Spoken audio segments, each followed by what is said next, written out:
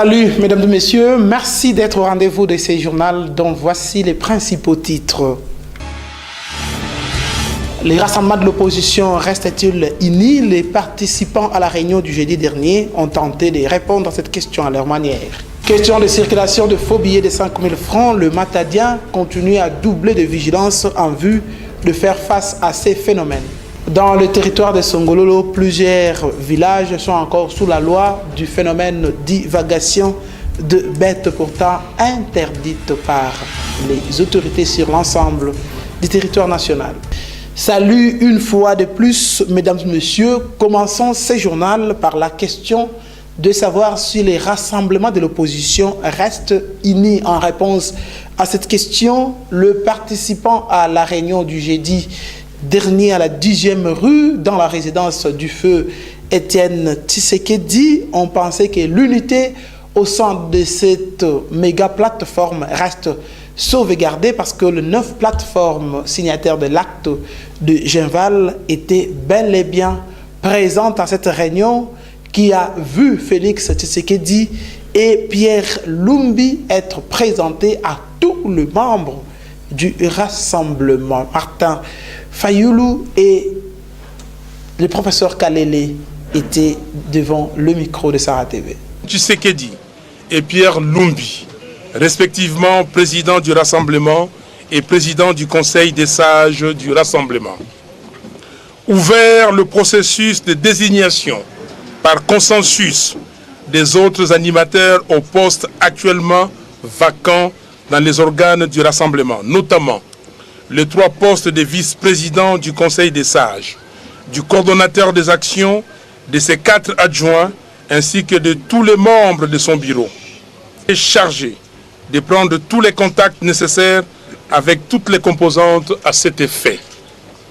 S'agissant des défis politiques de l'heure, les composantes réitèrent les engagements pris par tous les membres à la conférence de Genval afin de relever les défis de l'alternance et du changement démocratique dans notre pays. Fait une réunion pour la présentation officielle des nouvelles autorités du Rassemblement.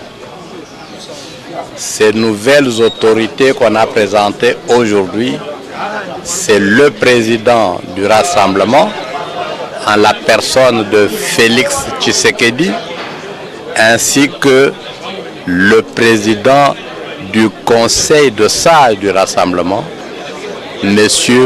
Pierre Lumbi. Le président pour la coordination des actions, ainsi que les adjoints à M. Pierre Lumbi et à M. Tshisekedi vont être présentés prochainement, c'est-à-dire en début de l'année, en début de la semaine prochaine. Le Rassemblement exhorte tous les Congolais à faire chacun, suivant ses possibilités, ses capacités, tout pour que l'accord de la CENCO, qui est aujourd'hui la seule source de pouvoir même de M. Kabila, soit appliqué. Aujourd'hui, sans l'accord, il n'y a pas d'autorité. Par conséquent, les messieurs de la majorité doivent cesser leur manœuvre tendant à bloquer l'application de l'accord de la CENCO. Question de circulation de faux billets de 5 000 francs. Ces phénomènes restent influençant l'actualité dans la ville de Matadi, pourquoi pas sur l'ensemble de la province du Congo central. Nombreux sont ceux qui se disent vigilants en vue de ne pas enregistrer de pertes dans leurs affaires en acceptant ce faux billet de 5 000 francs congolais. Jesenzao nous en parle. Suivez. Les grosses coupures en général et les billets des 5000 francs en particulier sont craints par tous les Matadiens. Ici, même quand on les a en grand nombre, et surtout dans ce cas précis, quand on vient pour essayer de se procurer des petites coupures, le commerçant ou le changeur de monnaie vous dit carrément d'aller voir ailleurs. La raison, c'est parce qu'une rumeur circule depuis un bon bout. Il existerait un lot important de faux billets qui circulent à Matadi en particulier. Ce serait le cas à Kinshasa et dans les autres provinces de la RDC. En tout cas, tu as bagara fait dans le pipe, tu as zona fait. Bagaya, quel que soit mon tout cas, on a coûté au moins 20 000 en tout cas. Moi, je vais, so sangue changer ngemos. Ça va mbongo ngo minya miniature mamingi. Ya uto zona kupenda bagaya fait na pipe. Imo sangue le mulenda baka na mutina mezaba, même 20 000 na mutina mezaba, meza que non, ni place mulenda bakila ni na mbongo ina mepia. Ya no faso. Bageto malandi la mbongo bana monnaie ba kula bagesa dilaka yao. Ba faut tubila betu wa matriki na ngena kubima ina bageko dia bebe ku dia fe. Ya okena mam. Na mbongo na betu ya petege mekaka. Qui moule tout la naissance, il y a un kweni na kule mekweni. Mena patron mo leve, au patron met fange tala mbongo. Mbongo yindi, yani faut zenga ngena compte ya nani ya soit ya salaire ngebo. De façon 5 000. Surtout biso ba chauffeur toza vraiment ba victime. Pour tout à l'heure moi agité na ba client mtoto pesa mbongo pression lukela ke échange tout ça et oya otana sima bo trop tard après so mbongo mabe déjà kendaki. Vraiment faut bozala bo tirer vraiment attention na ba mbongo wana. Ati côté wana. Konga un na mbongo mabe na remarka ka ngoti. Tant même pas patron moni compréhension goûte zate. Oya azui salaire aka tika na salaire na donc so sala biso vraiment pas to senga même na ba autorité na biso ba meka un peu côté les mamaka mumsusu ya mike pour ba décanter situation vraiment to souffrir makasi biso ba chauffeur. Mais pour ne pas carrément les boycotter ces billets, les Matadiens ont trouvé une stratégie pour détecter les bons et les mauvais, les vrais et les faux. Entre autres, il s'agirait de voir l'empreinte de la Banque centrale du Congo parfois est absente sur les faux billets. Aussi, il y a une série d'éléments de détection, les lettres et les chiffres à droite de chaque billet, quelques dessins et signatures. Ainsi, les Matadiens prêtent attention à ces billets au même niveau que la monnaie dollar. Ceci est donc un message de sensibilisation que ceux qui achètent ou ceux qui vendent prêtent attention aux faux billets, car il est écrit dans chaque billet la contrefaçon ou le contrefacteur puni des servitudes pénales. Divagation des bêtes, ces phénomènes, parlons-en encore dans ces journaux. Quelques villages du territoire de Songololo sont encore sous les coups de cet état de choses pourtant interdit par les autorités, non seulement dans la province du Congo central, mais sur l'ensemble du territoire national. Reportage. L'élevage et l'agriculture contribuent au développement d'une communauté. Conscients de cette réalité, nombreux sont ceux qui se livrent, les uns à l'agriculture, les autres à l'élevage. Pour mettre de l'ordre dans les secteurs de l'élevage, surtout, les éleveurs ont reçu de l'État l'obligation de construire des lieux d'élevage appropriés en vue de mettre leurs bêtes à des endroits sûrs. Une niche pour les chiens, une porcherie pour le porc, un poulailler pour les poules, et que sais-je encore. C'est en vue d'éviter la divagation de bêtes, un désordre à la base de plusieurs désagréments dans la société. Dans plusieurs villages surtout, cette disposition souffre assez souvent dans sa phase de mise en application. Le phénomène divagation de bêtes fait donc la loi dans plusieurs agglomérations et villages. C'est le cas de celui-ci, situé entre Kimpese et la bifurcation de la cité de Kulungo. Poules, canards, chèvres, porcs, ainsi que d'autres bêtes, toutes sont à la merci de la nature. Les éleveurs tardent à prendre conscience de ces phénomènes, à la base même quelquefois sur la nationale numéro 1 de quelques accidents. Se livrer à l'élevage est une chose, savoir cependant rassembler ces bêtes en un lieu sûr en est une autre. Restons dans ces coins de la ville de Matadi pour parler de la qualité impropre d'eau consommée par les populations habitant les villages Jopap. Il se trouve non loin de la bifurcation de Kwilungongo. Nous sommes toujours du côté du territoire des Songololo. Suivez. Nous sommes au village Jopap. Il se trouve entre Kimpese et la bifurcation de la cité de Kouilungongo. Les habitants de la place se plaignent de la mauvaise qualité d'eau qu'ils consomment. Tous les villages s'approvisionnent dans ces... Comme on peut s'en apercevoir, cette eau ne remplit aucune condition hygiénique. Elle est impropre à la consommation. Du coup, la santé publique est en danger. Que les autorités territoriales de Songololo se penchent sur ces dossiers. Tel est le souhait des habitants du village Jopap. Chaque fois, typhoïde.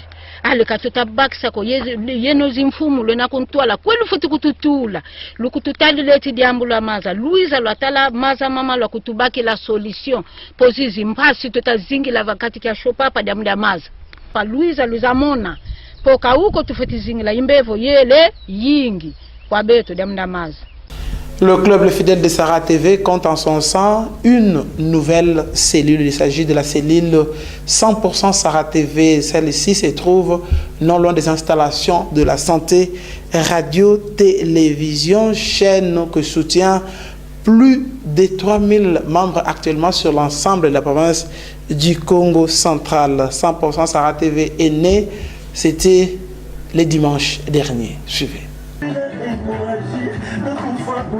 Une cérémonie digne de son rang a été organisée samedi 4 mars dernier par le membre du club Les Fidèles de Sarah Télévision, cellule 100% Sarah TV. La dite cérémonie consistait à installer officiellement cette 43e cellule en vue de la doter d'une personnalité juridique. Celle-ci s'est déroulée sur l'avenue Kinshasa, au quartier Ngadi, dans la commune d'Mvuzi. En présence des membres de la direction générale venus pour la circonstance, la cérémonie d'installation officielle de la cellule 100% Sarah TV a connu des moments forts. Ce jour du 4/3/2017, une journée inoubliable de la sortie officielle de notre association.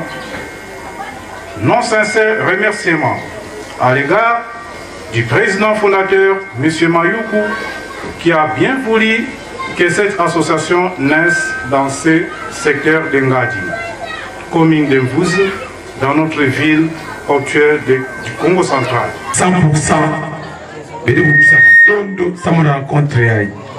c'est vrai, 100% mais mais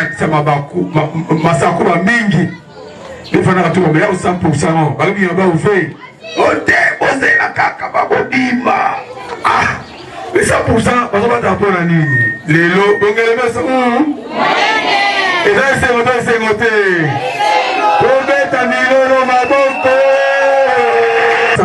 papa 100%. Merci. Après ces allocutions, les membres du comité directeur de la cellule 100% Sarah TV ont été présentés à l'Assemblée.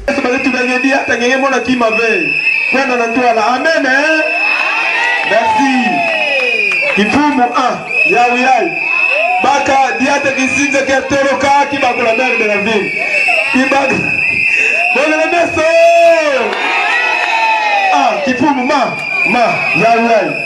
À l'unanimité, les membres de la cellule 100% Sarah TV ont affirmé soutenir toutes les activités du club dont ils font désormais part, en l'occurrence le club Le Fidèle de Sarah Télévision. Au sortir de l'activité, M. Mayuku, président général du club Le Fidèle de Sarah Télévision, et le vice-président de la cellule 100% Sarah TV ont livré leurs impressions. Les fidèles de Sarah Télévision, il y a que Samu Nankangu, il y a Matadi et Santé Radio Télévision. Il y a que vraiment chaîne, il y a une Nankangu, et tu faut la soutenir, et tu faut la voir dans Bumosi. Samuna, il y a que premier club, il y a une chaîne télévision, mais Sangi Sabatou, la Congo central, pourquoi pas, la Matadi. Vraiment, merci ma frère, le club de fidèles de Sarah Télévision. Mais nous sommes mettre qu'on dans toi là, et sans polémique, club de fidèles de Sarah Télévision, très fort. Rwanda Mkuadisi na kati ya kumfuka ya Sarah Television. Imefuluka mingi bakente. Mais Mungu baka mboya pas de problème de quoi bakente mais pour la Mungu. Bameza sadulu Mungu ya mbote façon mpenza vwandelaka na quartier na mfuka ya imema ta misa déjà. Parce que même que président fondateur et amical club de la sincérité, que président fondateur et amical club de la vie. Nous vendons rappel vice-président et amical club de la Concorde et nous vendons rappel vice-président et la mutualité Migepo et Abana Soul. Alors, tant que nous puissions rappeler dans le secteur, il y a des membres, il y a un secteur, il y a qui bamonaka ke muke capable ya kotwalisa baba. Et c'est pour cela que baponaka mungu sans mungu kuza vwanda ntwalisi mosi na kati na baba. Page noire avant de boucler complètement ce journal, mesdames et messieurs, membres de famille, amis et connaissances ont rendu les derniers hommages à Madame Mbumba Nsemi, décédée à l'âge de plus de 80 ans. C'était du côté du quartier nord, dans la commune de Mvouzi. Venamba qui nous en parle. C'est ce samedi 11 mars 2017 que les membres de famille, fils et petits-fils, amis et connaissances ont rendu les derniers hommages à celle qui répondait au nom de Maman Lestine Mbumba Nsemi.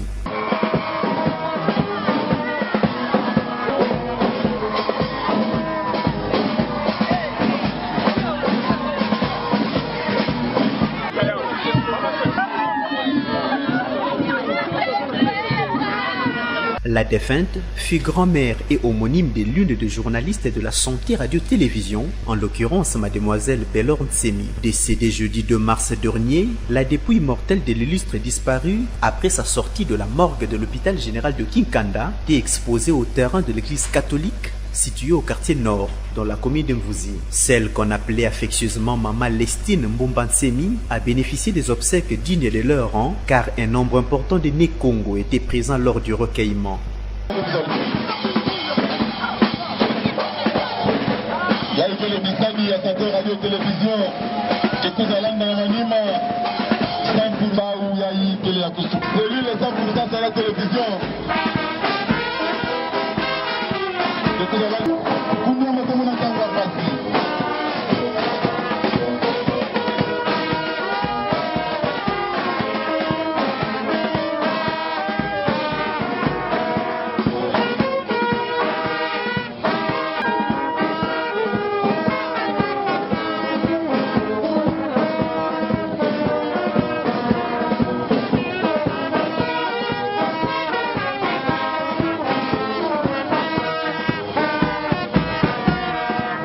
A noter que Maman Lestine Mbumba Nsemi est décédée à l'âge de 80 ans, laissant derrière elle une grande famille. L'enterrement est intervenu le même samedi 11 mars 2017 au cimetière de Kinza au village, où elle se reposera pour l'éternité. Paix à son âme.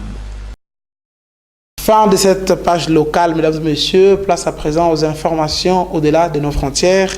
Page internationale, l'essentiel dans un condensé que nous propose la réalisation de Solvin Bakou. Suivez. Interdit aux Pays-Bas, indésirable dans d'autres pays européens, le ministre des Affaires étrangères turc a pu tenir son meeting électoral à Metz. Il remercie les autorités françaises et règle ses comptes avec les voisins de la France. Qu'ils s'excusent ou pas, nous leur demanderons des comptes. Un meeting des déclarations qui à leur tour font polémique dans l'Hexagone. Premier à réagir, François Fillon. François Hollande rompt de manière flagrante la solidarité européenne. Le gouvernement français aurait dû empêcher la tenue de ce meeting. J'ai honte que notre gouvernement, notre président de la République, laisse organiser un meeting politique pour un apprenti dictateur turc. Même son de cloche au Front National.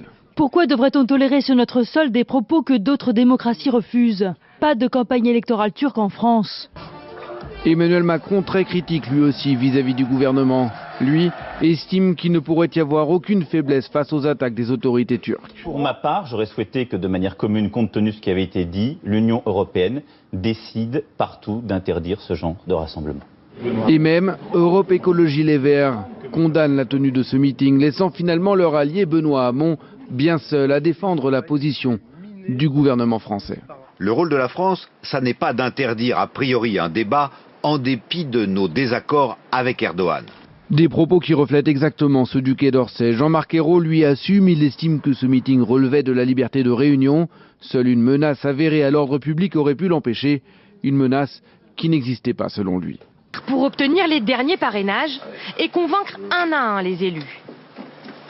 Nous représentons Philippe Poutou. Philippe Poutou, d'accord. Voilà, alors il nous manque quelques parrainages pour pouvoir être présents. Ces militants du nouveau parti anticapitaliste ne ménagent pas leurs efforts. Depuis lundi, on fait en moyenne 230, 240 km tous les jours pour voir les maires. Compter sur ses équipes sur le terrain pour obtenir des parrainages. Une méthode efficace pour Philippe Poutou. Voilà, ça c'est le document de parrainage. C'est celui de qui ça? Ah, c'est de la Martinique ça. C'est à peu près 8-9 mois de boulot parce qu'on démarre l'été qui précède. Ouais. Donc on part et puis petit à petit on renforce les équipes et plus on approche de la fin, plus on s'y met parce qu'on sait que de toute façon les décisions se prennent vers la fin. À Paris, c'est aussi le sprint final pour les équipes de Jacques Cheminade. Si vous pouvez l'envoyer demain, c'est nickel. L'argument utilisé pour convaincre, la proximité du candidat avec les élus de terrain. Nous sommes à l'écoute, ce que m'a dit un maire, vous êtes à l'écoute. Vous êtes angoissé? Comment vous êtes? Je suis pas angoissé. Ce qui m'angoisse, c'est la situation de la France et la situation du monde. Donc je me bats, et quand on se bat, on n'est pas angoissé. Ils sont 4 à se rapprocher des 500 signatures. Jacques Cheminade, Jean Lassalle, Philippe Poutou et même Alain Juppé avec 288 promesses, qui n'est pourtant pas candidat. Ces parrainages viennent des députés, sénateurs, élus régionaux, départementaux, mais surtout des maires. Au total, 47 000 grands électeurs. Pour l'instant, un peu plus de 9 000 ont donné leurs promesses. Les maires croulent sous les courriers. Emmanuel Macron, à qui je n'ai pas apporté mon parrainage, Géo Lahoucquet, illustre inconnu pour moi. Une trentaine de demandes, restées sans réponse. Je ne sais pas pour qui je vais voter, donc ne sachant pas pour qui je vais voter, je ne vais pas parrainer un candidat qui pour moi ne m'intéresse pas. Les élus ont jusqu'à vendredi prochain 18h pour choisir ou non un candidat. C'est une semaine décisive. Le Royaume-Uni pourrait lancer sa procédure de sortie de l'Union européenne. Conclusion de plusieurs mois de tractations et de contretemps au sein de la classe politique britannique. Le gouvernement attend désormais le feu vert du Parlement. Lors des députés doivent donner leur accord sur le déclenchement de la procédure. Ce que je ne veux pas, c'est adopter une loi simplement faite pour transcrire le résultat du référendum, comme la Cour suprême nous l'a demandé. Nous attendions de la Cour suprême qu'elle nous donne la marche à suivre, et nous allons la suivre. Simplement, dans ce processus, il ne faut pas lier les mains du Premier ministre pour des choses que nous obtiendrons dans tous les cas. À la base, l'exécutif britannique devait négocier directement avec l'Union. C'était sans compter sur cette femme, Gina Miller. Cette simple citoyenne a saisi la Cour suprême britannique pour demander au gouvernement de consulter le Parlement sur le Brexit et a obtenu gain de cause. Conséquence, 2 amendements à la Chambre des Lords et 2 revers pour Theresa May. Le premier autorise un droit automatique de résidence aux citoyens européens vivant au Royaume-Uni. Le second accorde, lui, un droit de veto au Parlement sur le Brexit. Des amendements débattus ce lundi à la Chambre des communes. On parle beaucoup cette semaine des conséquences de ne pas obtenir d'accord. Ce serait un désastre. Il faut absolument un vote du Parlement avant que cela ne puisse arriver. Donc nous nous battrons pour ça. Theresa May devrait obtenir le feu vert ce lundi. Elle pourrait alors annoncer la mise en place de l'article 50 lors d'une allocution devant la Chambre des communes ce mardi. Les rassemblements de l'opposition restent-ils unis? Les participants à la réunion du jeudi dernier ont tenté de répondre à cette question à leur manière. Question de circulation de faux billets de 5 000 francs, le Matadien continue à doubler de vigilance en vue de faire face à ces phénomènes. Dans le territoire de Songololo, plusieurs villages sont encore sous la loi du phénomène d'ivagation de bêtes pourtant interdites par les autorités sur l'ensemble du territoire national. C'est la fin de ce journal. Merci de l'avoir suivi de partout. Matadi, Boma et Kimpese. D'ici là, portez-vous bien. Bonne suite des programmes chez nous. Au revoir.